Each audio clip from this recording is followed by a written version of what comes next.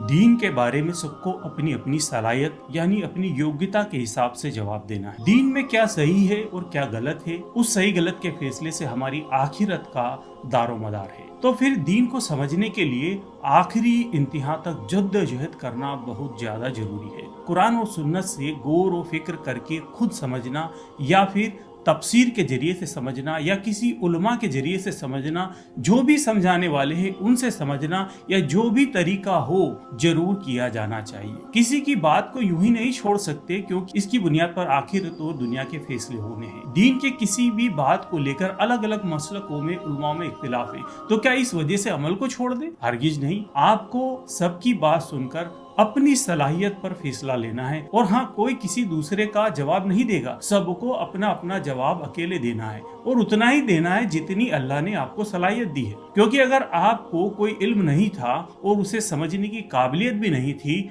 और आपने गलत अमल या फैसला कर लिया तो शायद आप माजरत पेश कर सके। लेकिन किसी बात का इल्म नहीं था और उसे समझने की काबिलियत थी लेकिन समझने की कोशिश या जद्दोजहद नहीं की और उसके बाद मुकाबिल दुनियावी जिंदगी के मसलों पर खूब गौर फिक्र किया, उसे कामयाब करने की कोशिश में लगे रहे, तो फिर पकड़ होना लाजमी है। गौर कीजिए, दीन की सही समझ हासिल करने और आखिरत में कामयाबी हासिल करने के लिए हम अपनी इस जिंदगी में कितना वक्त लगा रहे हैं? क्या उस परवरदिगार की भेजी हुई इस हिदायत यानी कुरान करीम को समझकर पढ़ रहे हैं और उससे दीन को समझने की कोशिश कर रहे हैं?